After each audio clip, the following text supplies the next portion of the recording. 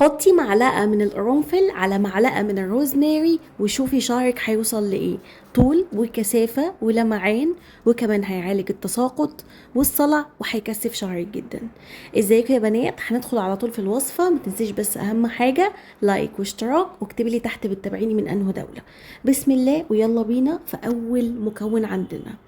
المكون الاول عندنا وهو القرنفل. هتحطي ملعقة واحدة من القرنفل.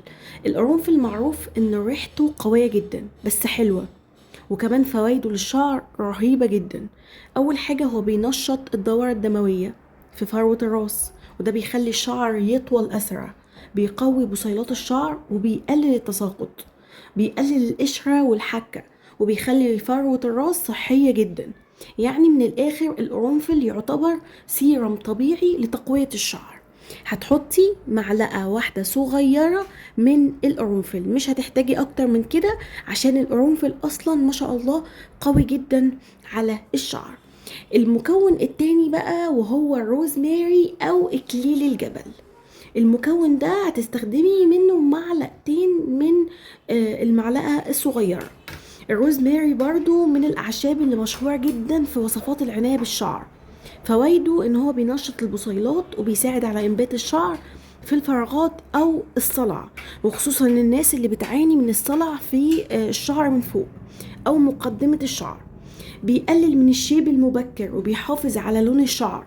ناس كتير قوي بتفتكر ان الروزماري بتسبب شيب او بياض للشعر، ودي معلومة خاطئة جدا. بيجيلي كومنتات كتير على الموضوع ده. بالعكس، الروزماري بيقلل من ظهور الشيب المبكر وبيحافظ على لون الشعر، فالمعلومة دي غير صحيحة ان هو بيظهر شيب الشعر. طبعا الروزماري كمان بيدي لمعان طبيعي وبيخليه صحي اكتر، وهو علاج طبيعي جدا للتساقط وبيقوي الشعر، فبالتالي التساقط بيقل. بالنسبة بقى للمكون الثالث وهو الرز الابيض، اللي هو رز الطعام عادي اللي احنا بناكله.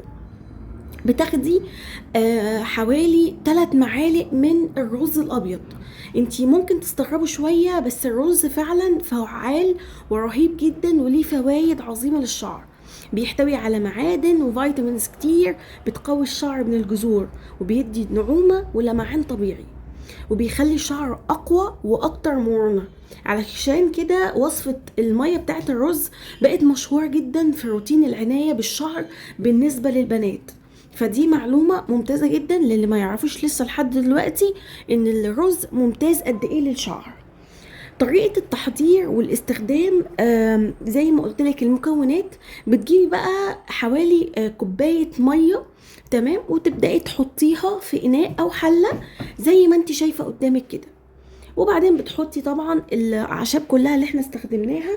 اهم حاجه الاعشاب بتاعتك تكون مغسوله، يعني ما تحطيش الرز مثلا من الكيسه على الميه على طول وتستخدميها لشعرك، لا طبعا. الاعشاب والرز نفسه ساعات بيبقى محتاج يتغسل وساعات بيبقى فيه اتربه، فلازم الحاجه دي قبل ما تحطيها على جذور شعرك لازم تكوني غسلاها ومتاكده ان هي نظيفه من اي حشرات او من اي اتربه. بتغلي طبعا المية دي لمدة 20 دقيقة وانتي مغطية على الغطا زي ما انا عاملة كده دلوقتي. بعد 20 دقيقة بتستني على التونر او مغلي الاعشاب ان هو يبرد شوية. بعد كده بتبدأي ان انتي تصفيه عشان نبدأ نستعمله صح. وعلى فكرة، لو انتي بتعملي مغلي الاعشاب ده كتير، لان هو وصفة دلوقتي بقت مشهورة جدا، فلو انتي فاكرة انك بتعمليه بطريقة صح، فتعالي اقولك ايه الطريقة الصحيحة اللي لازم تكوني بتستعملي فيها تونر الاعشاب. عشان كده في ناس كتير جدا بتشتكي من تونر الاعشاب.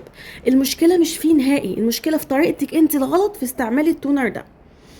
اول حاجة بتعمليها وهي انك بترشي الوصفة نفسها على البصيلات، مش على فروة الشعر او على قصدي الاطراف بتاعة الشعر. مفروض الوصفة دي تترش على الجذور وعلى المنابت بتاعة الشعر نفسها. طبعا زي ما انتوا شايفين انا دلوقتي صفيت الخليط بتاعي كويس جدا، وكنت بوريكم هنا اللون الممتاز بتاعة الوصفة بتاعتي. بتبدأي بقى ان انت تحطيها ممكن في اي سيرم او عبوة سيرم عندك، بتبدأي تفرقي شعرك وتبدأي تحطي فيها التونر، او ممكن تستخدمي اللي هو الموزع بتاع او المشط بتاع الموزع دلوقتي بقى موجود في كل مكان، نشط موزع كده وليه سنون، وده بيبقى ممتاز. او ممكن تستخدمي نفس اللي انا بعمله وهو البخاخ. اي بخاخ عندك نظيف وكويس بيرش ميه تقدري انت تستعمليه، حطي فيه التونر وابدأي رشي على فروة الشعر فقط. دلكي الوصفة 5 دقايق على شعرك، وبعد كده سيبي التونر ينشف على شعرك، ما تغسليش شعرك، انت مش محتاجة تغسليه. الاعشاب بالطريقة دي بتدي لمعة على فكرة ممتازة، بتطول وبتكثف وبتدي فوليوم حلو قوي للشعر، كأن شعرك كثيف، وهتحسي من اول او تاني استعمال ان شعرك بجد اتغير وبقى في فوليوم تحفة، في كثافة، يعني بجد بجد تحفة تحفة تحفة. التونر ده استعمليه، اديله يعني مش اقل من اسبوع اسبوعين لحد ما تلاقي نتيجة. ممكن كمان 2-3 تغسلي شعرك عادي بشامبو، لانك اكيد بعد 3-4 ايام بتغسلي شعرك او بتكملي روتينك الطبيعي. بس الوصفة دي مش محتاجة غسل، بتسيبيها عادي على شعرك، مفيش اي ضرر من ان انتي تسيبيها. ممكن كمان تمشطي شعرك عادي بعد يوم 2-3-4، بتكملي روتينك الطبيعي، تحطي السيرم بتاعك، بتتعاملي مع الوصفة بشكل طبيعي جدا.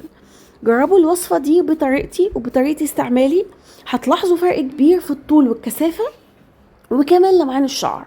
لو جربتوها اكتبولي في التعليقات النتائج اللي ظهرت معاكم. متنسوش اللايك للفيديو طبعا واشتراك في القناة، واكتبولي تحت بتتابعوني من انهي دولة. بس كده نكون خلصنا الوصفة بتاعت النهاردة، ومع السلامة.